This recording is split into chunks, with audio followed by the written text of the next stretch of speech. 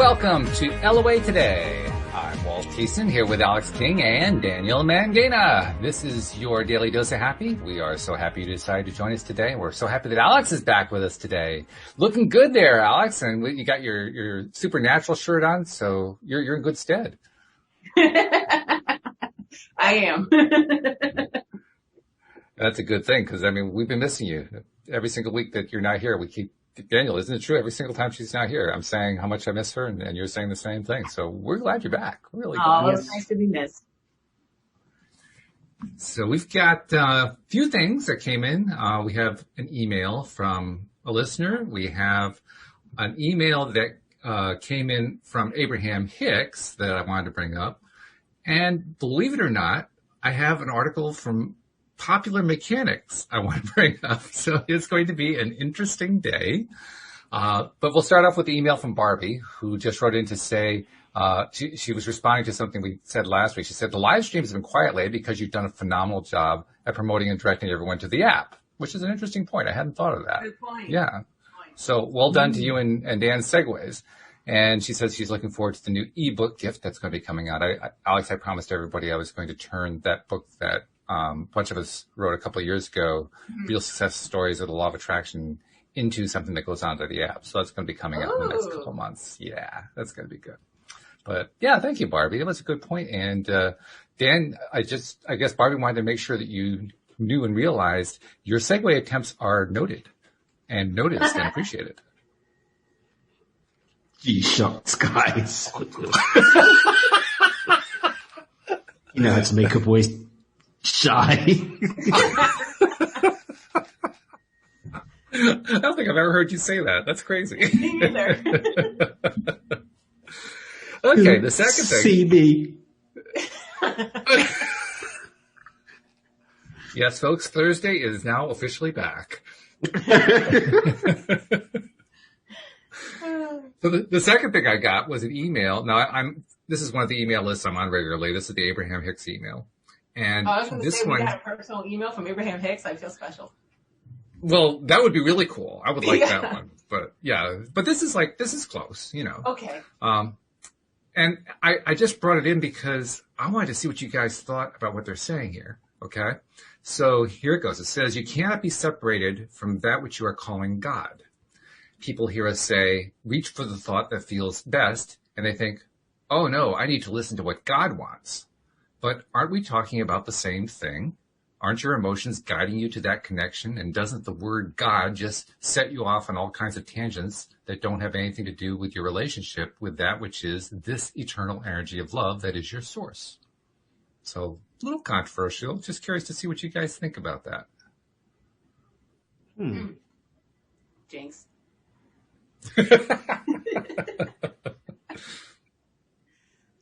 Well, since you said jinx, you get to go first, Alex.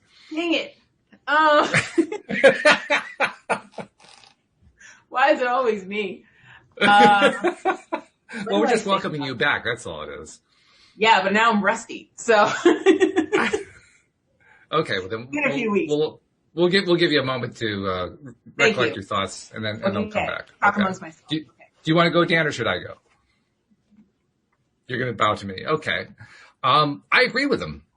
Of course, then again, I've always had a thing about the word God, but, you know, in this case, what they're talking about is reaching for a God that's outside of ourselves. And that's the way I hear it when I read that. And I was kind of curious to see if you guys would see it the same way. But God isn't external. God's internal. So, you know, saying, well, oh no, I need to listen to what God wants. Hey, wait a minute, you are God. Right. Time out here. You know, God is not some being sitting on a throne casting judgment down on you. So I think we can cast that one aside, you know. We can just say, oh, yeah, I am listening to God when I'm putting my thoughts out there. I am part of the God world, the God universe, if you will. So that's the way I see it. Wow, I haven't seen you guys this quiet in ages. I mean, I'll say I agree, but Walt, you basically said everything I was going to say. So yes, I do agree that, but everything encompasses God. Everything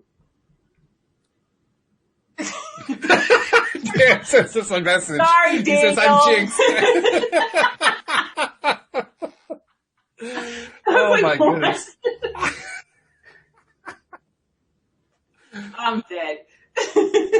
He sent us a chat message, everybody. He said that he's jinxed, and that's what we're laughing at. Like, what? Wait a minute.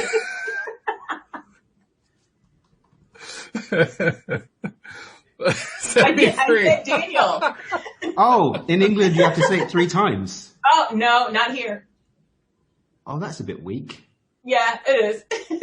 What do you want from us? Okay. Hey, this is the instant gratification culture. Didn't you know that? Yeah. Well, kudos in this event. We cut it from 3 to 1. But not from other things. So, is this the daily... because I've got... Someone managed to convince me to go on a list, but they share like an excerpt from one of their talks. Right, exactly. Yeah, it's one of those, yes. I don't remember this one. I thought I got them all. When did this one come out? Oh, jeez. It wasn't today. It was recent, but I don't remember exactly when it was. I don't remember it. That's really interesting. Yeah. There's not much Daniel doesn't remember. I'll tell you something else that's interesting about the stuff that they send out. They send it out on a 2-year cycle. I've been on it long enough, and I've been tracking it long enough that I found that every 2 years they start all over again. Oh. Yeah. I'm working on the Do It With Dan daily content. At the moment we're using Telegram, and what's going to happen is we're going to convert all of my little daily random musings into a structured. Cool. And we're probably going to do like 3 months. I like that. Nice. But only weekdays. Yeah. Yeah, but that's good. And I'm working on my Do It With Dan coffee table book of Danisms. We're Nice. Mapping at the moment. And they'll be doing this way. But so God, we're talking about God. Right. I think it really comes down to how does one conceive God? And there are going to be different answers on that. I think it depends. And that's what I was going to say. I don't think there's a cookie cutter thing to this. It's going to come down to a person's personal relationship to source, however that's defined, whether it's God, universe, source, the divine, quantum field, or science, or the Rolling Stones, like whatever it is that you define as that thing, or strength. Okay, the strength. We've got that one too. So I would say, infinite intelligence probably has this one on the nose. But hey, I'm just a humble jinxed human. Yes, Thursdays are definitely back, no doubt about it. Okay. Yeah, I have to say, Alex, we've been really serious since you've been away. Like, oh no, yes, serious people doing serious things. Alex comes back and it's time to laugh again. It's true. It's true. Serious Thursdays doesn't rhyme. No, not really. No, but that's why we're glad that you're back because Thank you. Glad to be back. Okay, so Furious like I said, Thursdays I found works. That's What'd you say? Furious Thursdays works. Oh no. I guess not. That didn't quite work. Apparently. No. Oh no. Why so serious? I'm gonna walk away because I gotta cancel everybody right now.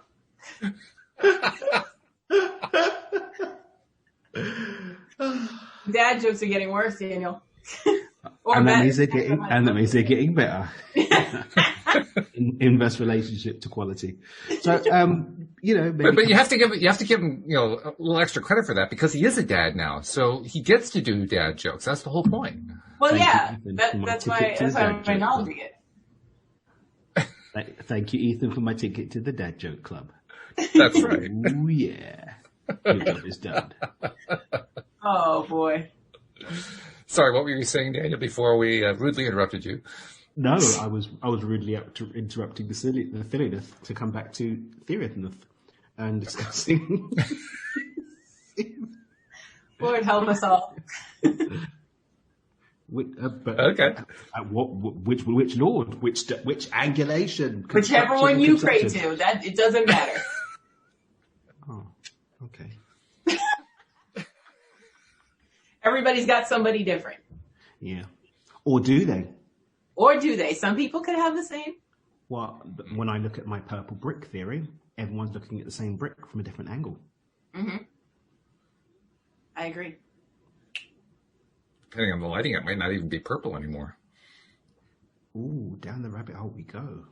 But there's also there's different grades of purple. There's violet, there's mauve, there's all kinds of. Indigo. Mm-hmm. It's like the love child of purple and blue. Yes. That's a good way to describe it. Sure. Okay. Well, this is about as crazy as we often get, so that seems appropriate as a lead-in to the Popular Mechanics article that I found. Okay. And it'll give you a very quick clue of what we're talking about here when I read you the title of the article. Is scientists are pretty sure they found a portal to the fifth dimension. So the question I wanted to bring up is, well, is science fiction, and spirituality finally coming together on a concept? I think they have come together on concepts. They just didn't know the name of the person they came to the dance with. That would make sense.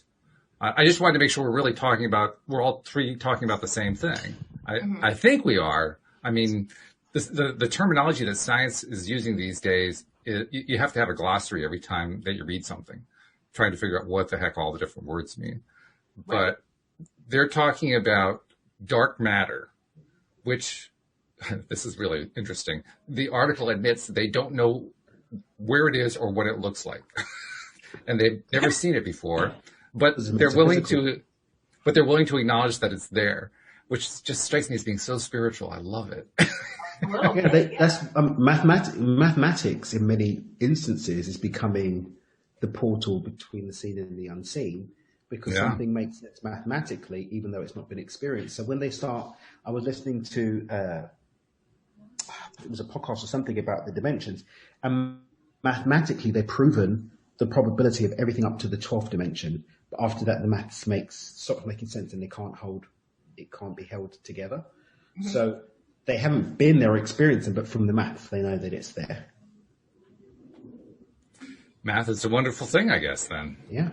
Numbers are the language of the universe. Facts. I'm not that fluent, but there we go. The thing that's scary is I used to be pretty good in math, and I don't understand any of it anymore. It has gotten so far outside my understanding. I have no idea what they're talking about, but it sounds cool. It's just, I wouldn't pass an SAT test these days, that's for sure, because... I wouldn't have passed it back then, and won't now. Like on the Flash, when they all start putting all these squiggles. Yeah. It's like, this isn't... What is that? Oh, you missed the squiggly squiggle in the squiggle thing. The square root. There's the portal. There's the portal Yes. to the squiggle dimension. But I'd say, yeah, I agree with you. It's very spiritual and faith-led. Oh, we haven't seen it. And yet faith is the evidence of things not seen. Mm-hmm. So mathematics is faith, then we could say, by that definition. And meanwhile, about 500 mathematicians fell over dead when Right? they heard you say that. Come a long way to say that. Yeah. Come at me, bro. Come at me. I also learned a new word from the world of physics that I didn't know. Fermion. Have you guys ever heard of a fermion? No. Sounds like a Vidal Sassoon advert. It kind of does, doesn't it? Yeah. Fermion. It seems to be like a broad term that covers a wide variety of subatomic particles. I know quarks are included in there. I think electrons and protons are under certain circumstances that I don't quite gather. But fermion, yeah. So next time you hear that brought up on Jeopardy, you can say, well, I have some idea what it is, and maybe even come up with the right answer for Jeopardy. Who knows? What is a fermion? Yes, what is a fermion? Everybody says, what? Right? Like, how do you even know that? Don't worry about it. I mean, crazy. But dark matter, that's been around as a concept for a long time, dating back pretty much to Einstein. And that concept in and of itself it was basically created originally, I think, to try to explain why it was that they perceive and identify certain behaviors in space that didn't make sense. What is dark matter? What is dark matter? Let's clue up the listeners, because I'm sure many people think that we're referring to an episode from Stargate SG-1. We might be, for all I know. I mean, I can't say I'm an expert on dark matter. I'm barely an expert on SG-1. So, hey, it's a good explanation as far as I'm concerned. But if you look at Wikipedia, it says that dark matter is a form of matter thought to account for approximately 85% of the matter in the universe and about a quarter of its total mass. Total of its mass energy density, which they actually give a constant for it, 2.241 times 10 to the minus 27th kilograms per cubic meter. Who the heck comes up with these? People from Big Bang Theory. Yeah, I guess so. Yeah. The Sheldons of this world. But yeah, according to the theory, most of the matter in the universe is dark matter, and we've never been able to see it. And it's a really nice faith principle as far as I'm concerned. So it's so much of it is in the world, yet we haven't seen it and can't identify it. Well, apparently most of it's in space if you hear what the scientists have been trying to tell us. But I think you're probably right. I think it's in the world. I think it's everywhere. It's gotta be. Well, Earth is such a small squiggle in the whole squiggliness of the entirety of everything. That You mean this Earth? Probably. This Earth. It probably does account for a big chunk. Most of it is going to be out there. Mm-hmm. But I mean, isn't the Earth out there either? I mean, it's like it's not like the Earth is here. You have the Earth, and the rest of it is the universe, and they're two separate things. That's not the way it really is. We out here. We out here. It depends on if we are here. Trump or not. Yeah. Well, I don't want to go there. That's too far down the rabbit hole for me today. But, I'm joking. We all know that he's God's gift to humanity. Vegans beware. We're coming for you in the name of America. I'm dead. Please come back. Welcome back to Thursdays. So, no, but honestly, like if we look at what dark matter's doing, it's accounting. If we look at like the spectrum of light, we only perceive a little bit of it, right? The rainbow. As soon as we move outside of the rainbow, we move outside of our capacity to engage with it with our senses. I mean, for me, when I'm in my work, I talk about fifth dimension or 5D. I'm talking about anything that we are no longer using our five senses to engage with. That's what I consider that to be. Once we move beyond the barrier of time, we're no longer using our senses. We're back to the now and blah, blah, blah.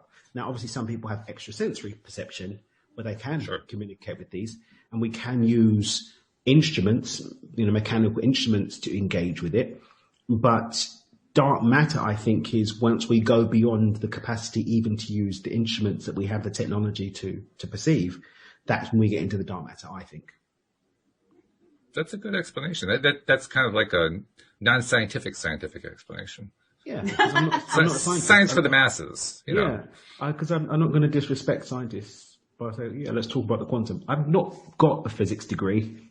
I'm not even close to a physics degree. I once knew one, but that's about it. Yeah. What's the opposite of a physics degree? Because that's what I want to go for. I love it. Oh, Lord. But I do want to Google that. Is it liberal arts? Because I'm fine with that. What is the opposite of a physics degree?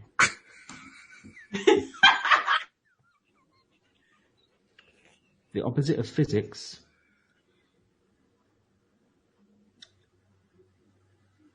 What is the opposite? What? I don't think you're going to get a straight answer. No, people are just trying to clickbait me. Mm-hmm. But you're not going to get me, mate. You're not going to get me. He's too strong for this. The force is strong with this one. What is the opposite of physics? Blockages and harms. Yeah, get out of here, mate. Quora.com. Physics is an attempt to Oh, solipsism. Solipsism. Apparently. Solipsism, oh, yes. Okay. What is that?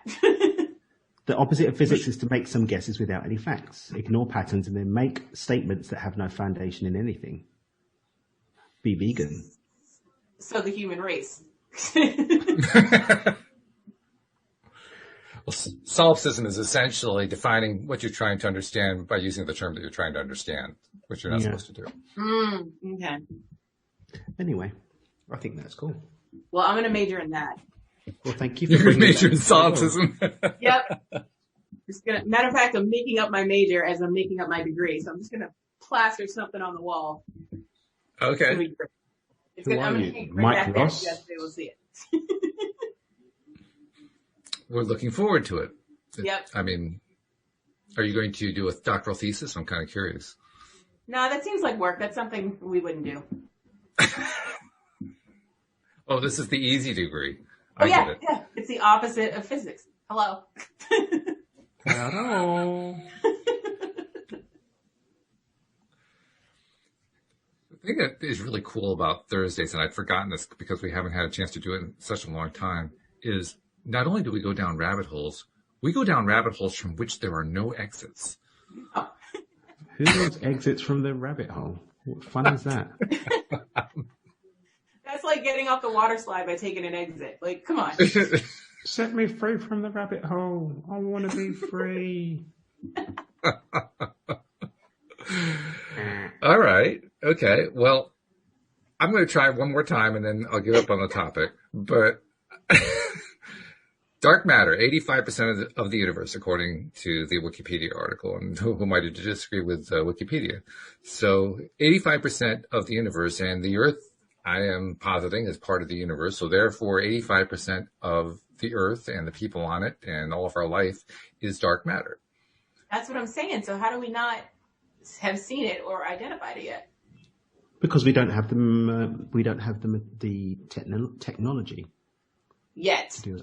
We haven't got that technology yet. But as we do get that technology, because at one point, gamma rays would have fallen into dark matter, Good point. or the realm of dark matter-esque things, should I say? Mm-hmm. Mm-hmm. Yep. But now we have X-ray, infrared, also ultraviolet. All of these bad boys would have been considered to be dark matter-esque until we developed the technology to be able to perceive it beyond That's the true.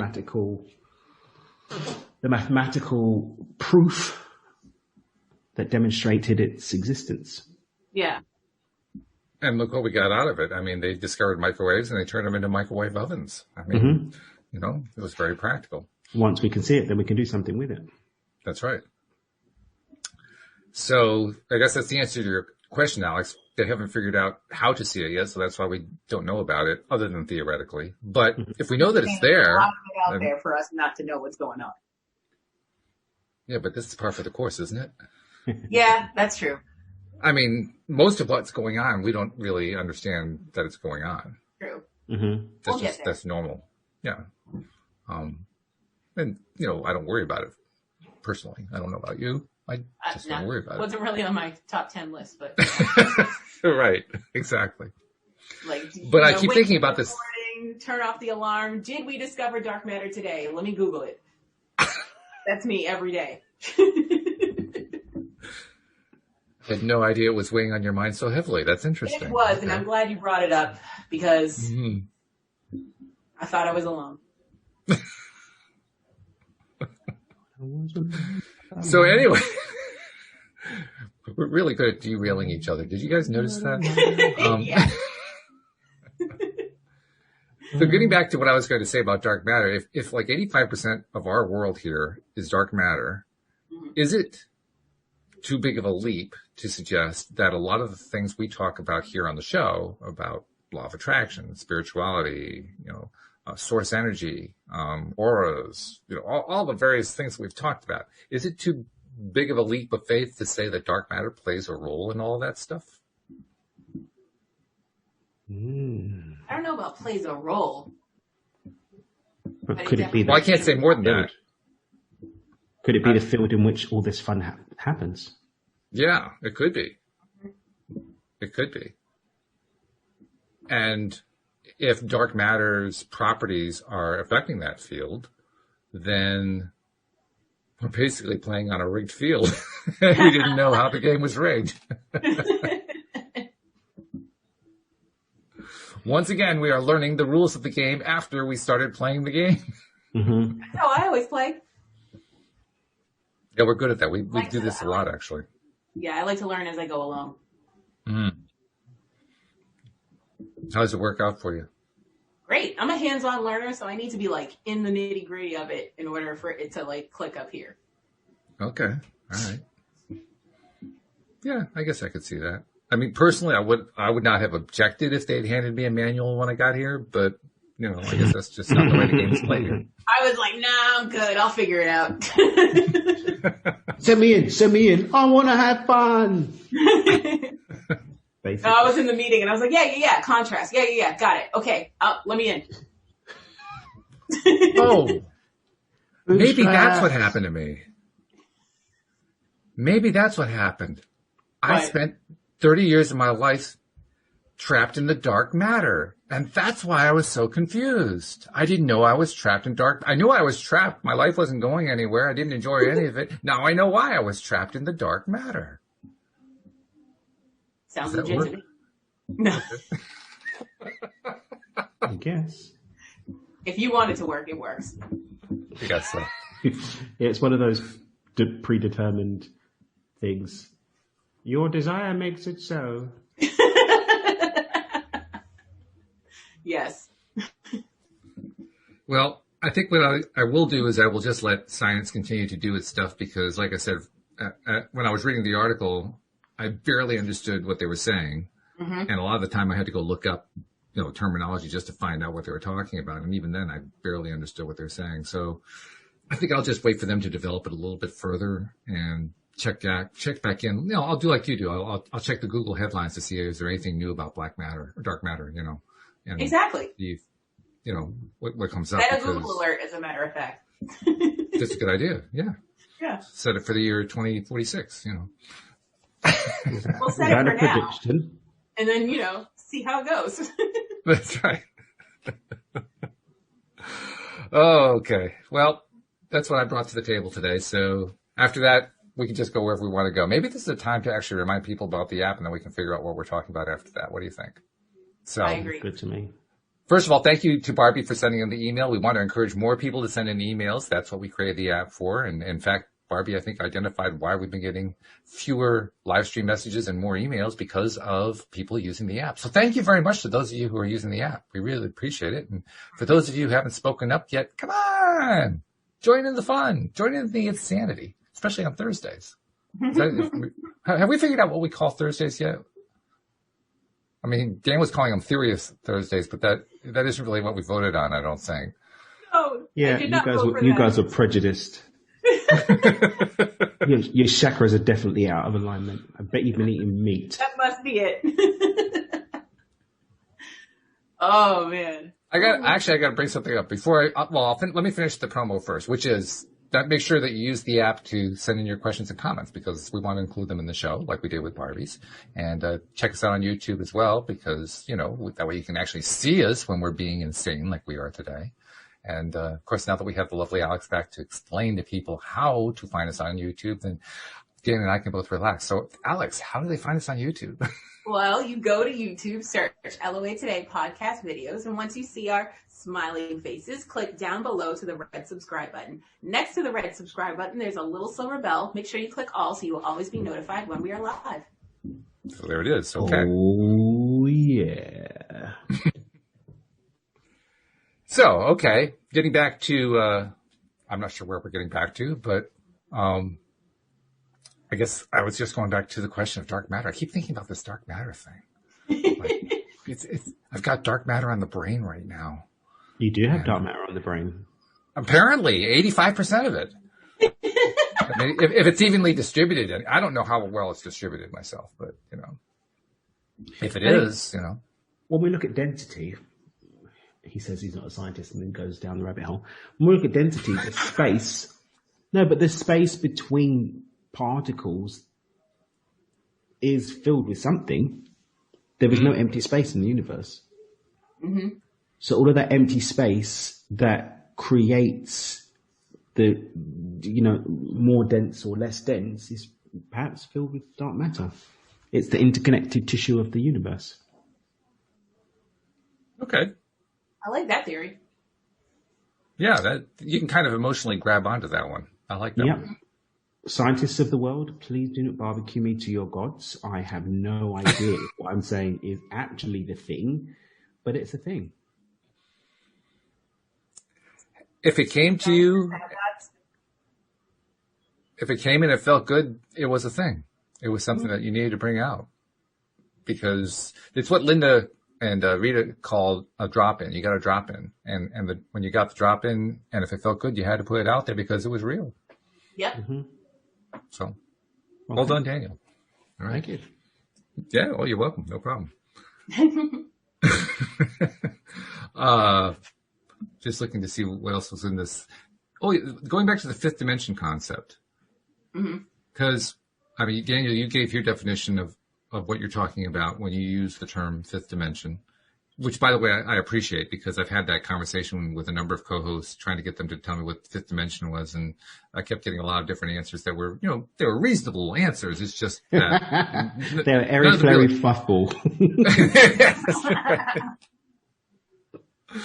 But none of them really, just grabbed me like, yes, that's the one that feels good. But yours was good. It's outside, everything outside of the world of our sensory range. So if it's something we can't sense, but it's there, then it's fifth dimension. Like, okay, yeah, okay, I can buy that one. So wait, then what's fourth dimension? Time. Okay. Yeah, most people put time in as the fourth. I don't know what's in the 6th, 7th, 8th, 9th, 10th, 11th, and 12th that Dan was alluding to. They've got maths to it, though. Which is nice, but it's also helpful to us humans with our limited brain power to have analogies to associate those levels with. Yeah. Otherwise, they're just abstractions. I have squiggles and square roots of bobbledy-boops. How many would you like? By the way, does anyone here have any idea what those squiggles are about? No. Dude, no. If they're real squiggles, no, because it's math. And the really weird thing is that I love the idea of maths, but I don't like to be examined or put under test conditions with maths. I find mathematical equations actually quite satisfying, but the thing is, I found out maybe 20 years too late, being Asperger's, unless I've got a maths teacher that actually takes me through the process, I have a complete meltdown and don't know what I'm doing. So exactly. It needs to be systemized. If something's systemized, if someone says, when you do this, then you do that, then you do this, I'd be a bad boy mathematician. Yep. Because I do get it, because my brain is naturally set up to do the maths, but only if I have the way to do it. So all the squiggles I could be good with if I had a good teacher. When I've had good maths teachers that will be like, now we do this, versus blah, blah, blah, blah, blah, do the maths. Right. Now. That doesn't work for me. Yeah. You're reminding me of my sister. My sister she had two disadvantages. One disadvantage is she was younger than me by 1 year, so she would get my teachers after I was done with them, and I did pretty well with math, so they expected the same thing from her. They didn't get it, and so they were really hard on her, which was really not fair at all. Oh, that's a rough way to go. Yeah, that was not good.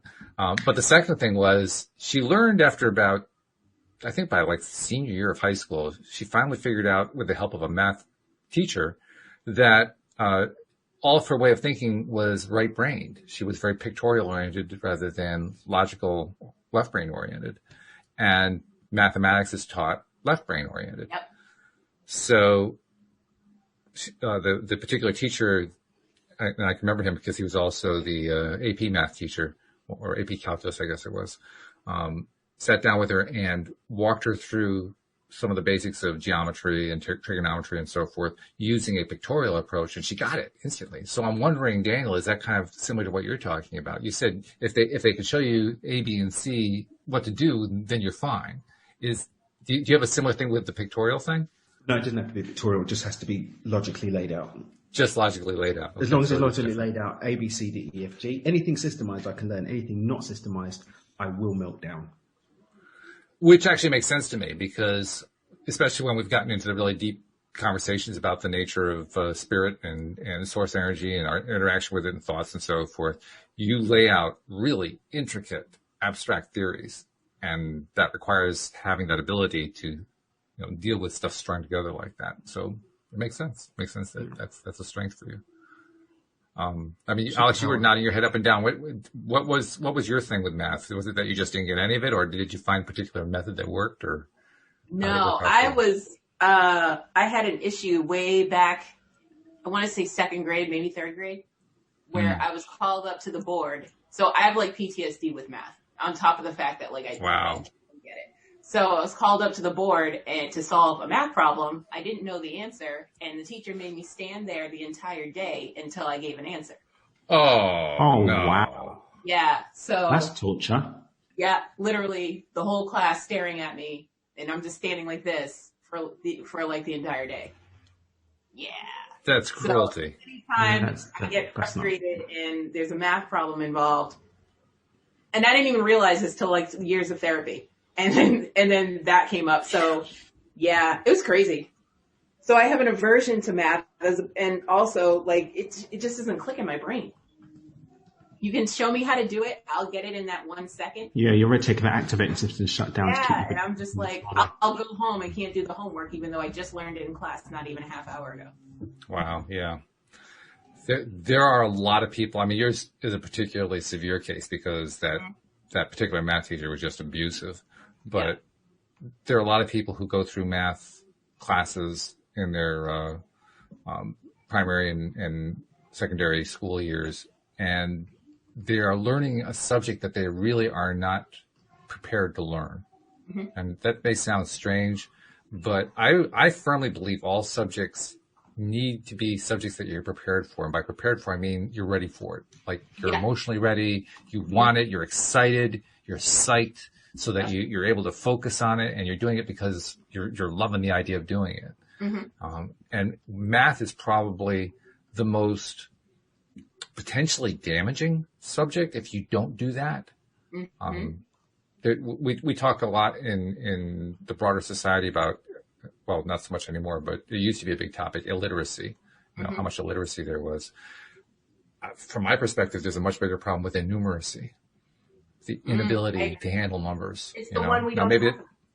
Yeah. Oh, yeah, exactly. Like dyscalculia is just as high up there as dyslexia, but nobody talks about it. Mm-hmm.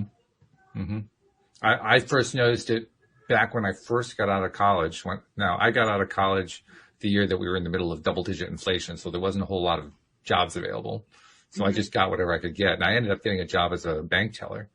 And you learn really quickly as a bank teller just how many people in the population have no idea how to balance a checkbook. Uh-huh. I mean, it's like a large chunk of society just doesn't know how to do it. And even if they do know how to do it, they're so traumatized by what happened in their own experience with mathematics, they won't do it. Yeah. We literally had customers. Now, this was back in the 1980s. I imagine it's not all that different now.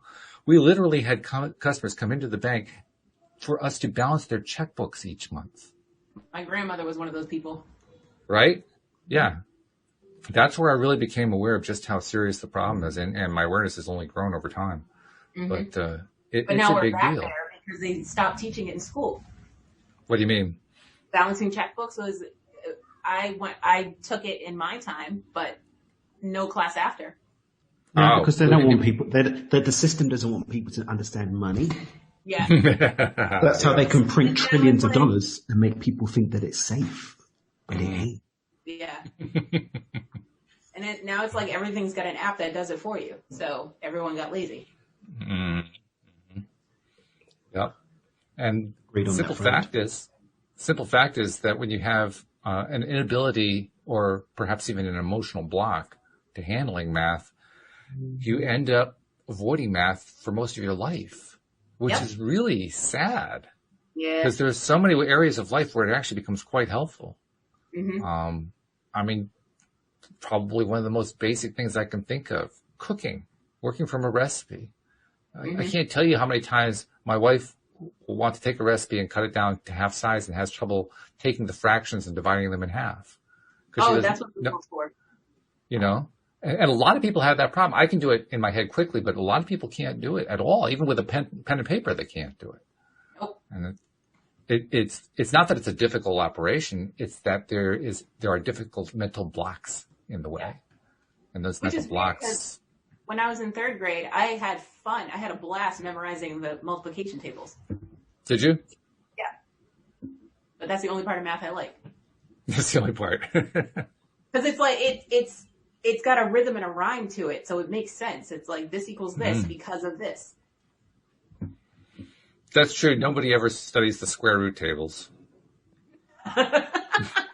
It's true. Nobody ever does. What would be the point? What would you use it for? Oh, man. I mean, they could probably learn subtraction and multiplication for sure, and addition. Division, maybe. Yeah, that's easy.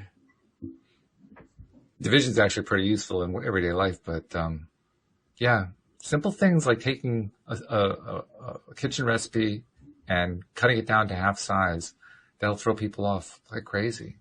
Yep. And it's so simple. It's really not difficult to do at all, but that mental block just gets in the way. Just ask Alexa, yes.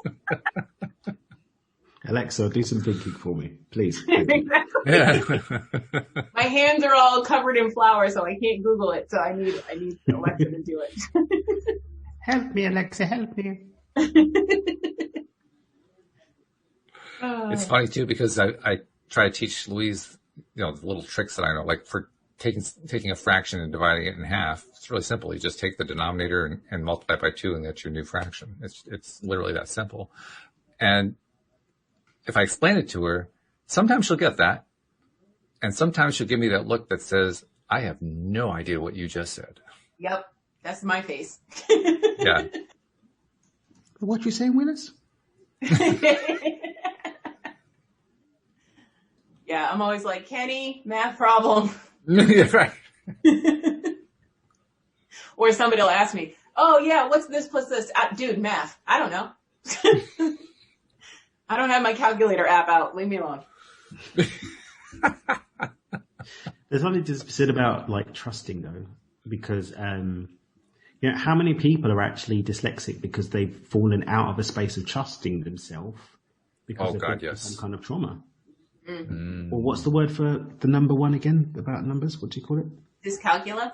Dyscalculia. Like how many people are in a space of dyscalculia because they were put through a space of trauma? Yeah. I think it's like almost all people who are having trouble with math fall into that category. You don't have to be on the spectrum. Everybody is in that category, I think. I agree. Who has trouble with math anyway. Yeah. Maybe that's just my own prejudice because I see so much of it. But wow, yeah. That's really captured my attention for quite some time. And it's actually something I'm hoping will kind of take care of itself, iron itself out as time goes on, because I am seeing, and Daniel, you're a life coach, so you see more of this than I do, I think.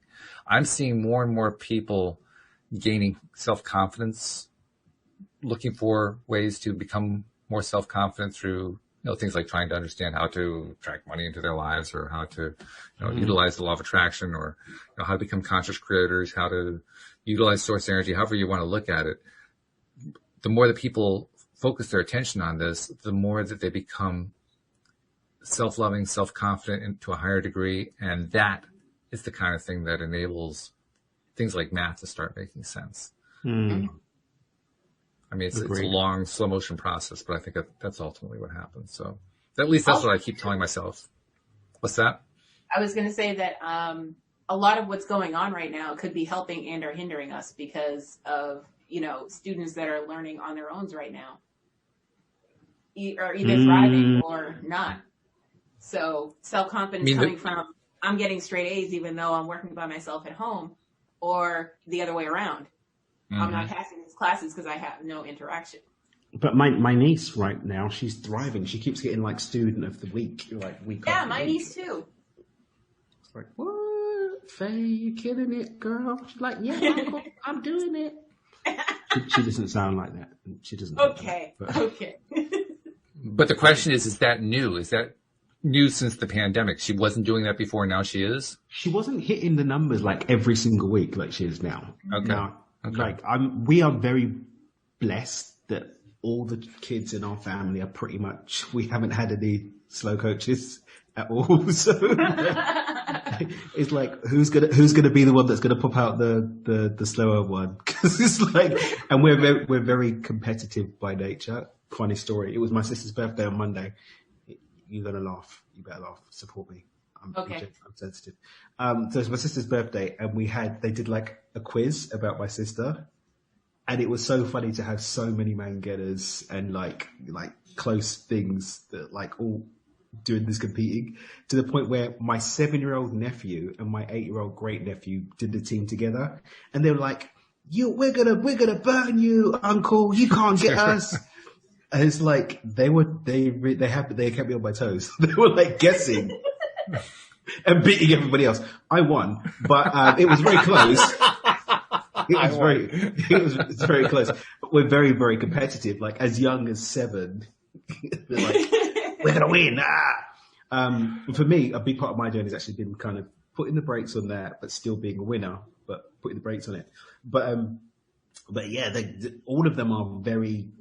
They're like, yeah, we're going to be the best. Like they're really, really driven. So I don't know if it's just the pandemic since she's really, really thriving, because she's always done very well. But now, like in the last month, I think she had it like 3 weeks out of 4. She got the prize as the star student. So I don't know. She's really thriving with homeschool. Really good. Well, it's not terribly surprising. I mean, we don't really know Olga except for the occasional story that you tell about your experiences with her. But we know you. I mean, you went to Oxford, for goodness sake. So if you've got that kind of influence going on in the family, I would imagine the Mangena clan is influenced by the fact that you're there. You were at that level. You are at that level. Yeah. Especially if you have competition going on. Oh yeah. Because you set the standard. Defo. Yeah. So well done to the Mangena clan. You don't sound like that. We're not that in America. But. Actually, it's funny you mentioned competition. Early on in our relationship, Louise and I didn't really want to play any kind of games very much because we didn't want to be competitive with each other. Oh, that's the best part of the relationship. What do you mean? Not for us, it wasn't. Well, I'll speak for myself. Not for me, it wasn't. Okay. Because I tended to win a lot. So you stopped it because you were winning all the time. Yeah. I mean, I want to hear Louise's side of the story. Okay. I'll bring her on sometime. You can ask her about it. But, Yeah. but let's put it this way. She reintroduced the idea of playing some games. So lately we've been playing games like Scrabble and backgammon and things like that. And I guess maybe I have built up my self-love enough that I'm not, totally put out about winning, because I'm okay with winning now, I guess. I love myself enough to destroy you on the battlefield. My self-love will be your doom. No, not that. No. Love and light, and we'll have a green juice afterwards. Yeah. Yeah. And also, one of the things that happens, this is why I was referring to the fact that you probably have such an influence on your family, Daniel. I think the same thing happens in any family. And in our little family, I think the same thing is happening there. So basically what I'm leading up to is Louise is getting better at stuff. Now, she in her past was good at backgammon anyway. She was pretty good at it. So we were fairly evenly matched. But when we started playing again, first of all, we had to remember what the rules were. It had been so many years since we'd last played, right? And then we started playing, and I kept winning. And I was thinking to myself, no, just keep going. It's going to click. She's going to remember again. and then she's going to start winning. And sure enough, she started winning some games, and I felt better. And I could celebrate with her because, she was, but the area where, I mean, you guys were laughing at the idea that we really weren't competing. You know where competition really comes in with Scrabble? It isn't competing to see who can get the higher score. It's to see who can come up with the best word combinations that produce the most words out of putting one set of letters down. Like a crossword puzzle. Yeah. Doesn't matter how many points you get, but can you make like 4 words by putting down one word? Right. Because if you can do that, that's really cool. Yeah. I mean, you may only get 12 points for it instead of 72, but who cares? Hey, you made, all these little words that all work, It's all about what your end game is at the end of the day. Yeah. So I guess that maybe that's a form of winning. I don't know. It is. I think so. Victory is victory. Fact. Doesn't matter if you win by an inch or a mile. And losing is losing. Exactly. I think it depends on how you define what winning is. There is no definition outside of being the winner. Let's not do this soft, fluffy 8th place award stuff. Trophy. No, it's just, I think that there's, if we go back to, the whole story about is it the butterfly that was coming out of the cocoon and they come to help the butterfly and then the butterfly can't fly. There's something that comes from adversity. Yeah. Yes. Right. And there's something that comes from the grit and drive to win, not at the expense of others, but for the excellence of self. I'm not talking about, I will destroy my enemies. No, we're all going to have fun, but I'm going to kick your butt. That's just what's going to happen. Exactly. That's, there's different energy to that. But participation trophies, I think hello. That's Kenny. Welcome to the show, Sir Kenny. Hi, everybody. You definitely have cold weather. I've not seen it like that in some time. Participation trophies, though, I think they inspire weakness to some degree. I don't believe in participation trophies. I'm just wondering where you got the idea of participation trophies from what I said. All I said was it depends on how you define winning. You define winning in 2 different ways, and yet somehow There was only one way. There's only one way. If you win, you win. That's it. Don't bring the main gunner out because he's coming out. He's coming out to let you know. There's only one way. You win or you don't. Okay? That's just the thing. Yeah, he was saying that there's no such thing as saying, okay, I won, I came in 8th place, so I won, but I was the 8th one who won. No, you're either first or you're done. Yeah, you're first or you're a loser. And I don't think losing, makes you a loser. Right. A loser. But you're not the winner. So let's just accept it. And I think when we can get past stories around losing and winning, then the beating themselves up, the guilt, the shame, the pain. Okay, I didn't win. I don't have that accolade. Do I have sufficient desire to win to put the work in for me to be a winner next time? Yes. Okay, let me excel. Now, there is winning the grand competition, there's winning against yourself. So, for example, I may not win a race, but I beat my personal best. I can take that on, that in the competition with myself, I won. I didn't win this race, but I won the competition with myself. I will continue to excel at that. There are some people, those people that are going up against Usain Bolt, they knew they weren't going to get gold, right? You weren't getting gold, bruv. Like, Usain B's on the track. You're not getting gold. But maybe you're going to push yourself to get the best that you've ever gotten before. Mm-hmm. So this is where I have to ask you the question, because you just came down on me pretty hard. I'm not complaining, but you came on me pretty hard about this winning thing, that there's just a winner and there's a loser and that's it. There is, but they're different competitions. But these are 2 different competitions. So it's not the definition of win, it's definition of the competition. So please explain to me the difference between the guy who finishes in 8th place and betters his score and a participation.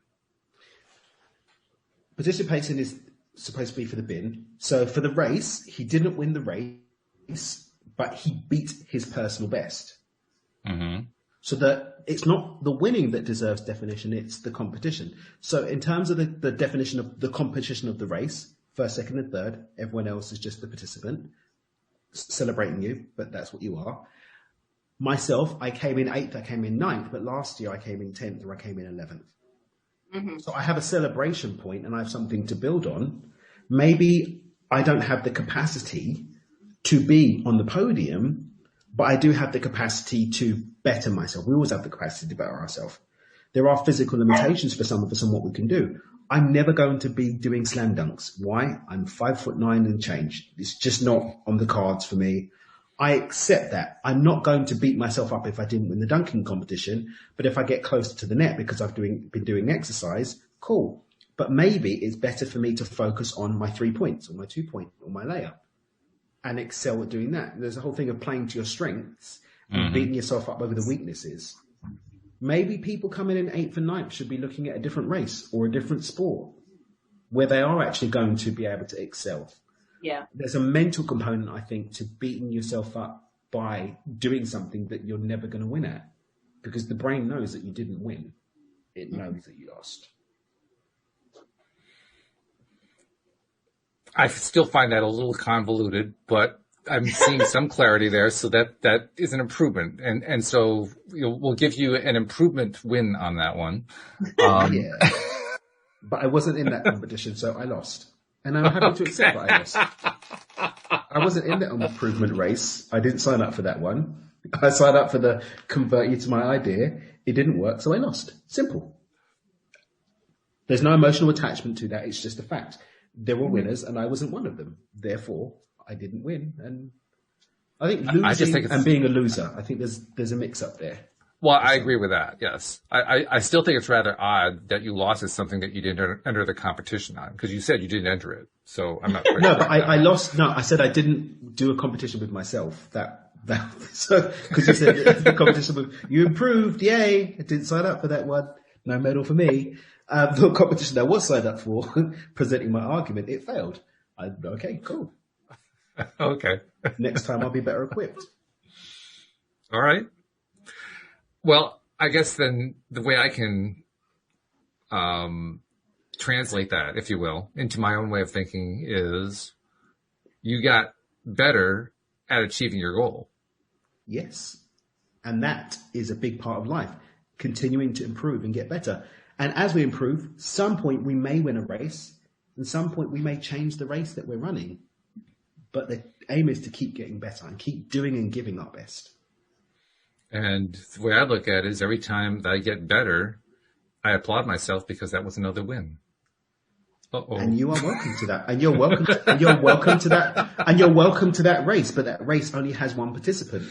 That's you. The race with the other people, we didn't win. And that's okay. We won the race with us. Do we want to keep racing against ourselves and stay in this race? Yes. But that's positive. Not, I lost the race. Okay, change the race. Because that same energy is going to get translated into other areas of our life too. Someone that keeps running the 100 meters and coming in last, they're improving their score, but they're coming in last. That is going to have a negative impact on their ability to win in other areas that they may have actually had the beans to start coming first, or at least podium. Which I think translates to make sure you know what competition you're signing up for. I mean, personally for myself, I wouldn't actually go to the Olympics first and foremost to enter a walking competition, even though I like to walk, just because I'm not interested in putting myself in a place to look totally humiliated. It's just not interesting to me at all. This doesn't excite me. It's just like, not at all. Like chess, for example. As soon as I keep winning against someone at chess, I bounced. I need to play someone. I prefer that I've done my best at chess and lost. Why? Because it's showing me areas of my game to work on. But I'm not even a category master, right? I've got like maybe a 1600-ish score. You might find me around the 1600. That's basic in chess levels. Yeah, I didn't even know chess had math. Sorry? I didn't know chess had math. It's got scores. It's just got scores. Already averted. No. But you know, but that's with that. So with jiu-jitsu, like when you have a white belt, the aim when you're training against people that don't have white belts isn't even to win. It's to not get killed quickly. Delay the time that you're going to get killed in. Then when you're at blue, you want to do a little bit of killing and delay the killing. Then as you get higher, you're aiming for different new levels of mastery.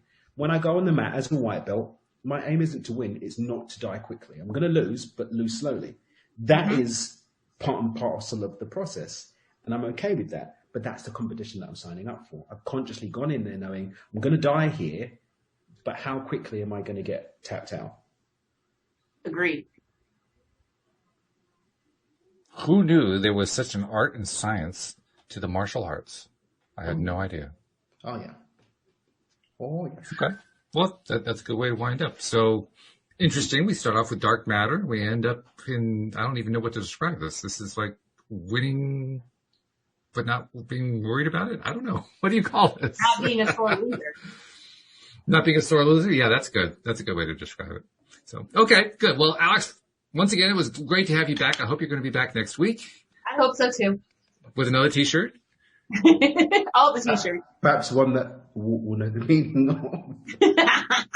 Hey, I don't even care if I know the meaning of it. I just want to see you wearing the t-shirt because then I know you're on the show. True. That's a victory for me, by the way. Just saying. Love it, guys. Love it. All right. Thanks so much, guys. Thank you all to our podcast listeners as well. And we'll see you all next time here on LOA Today. Goodbye, everybody.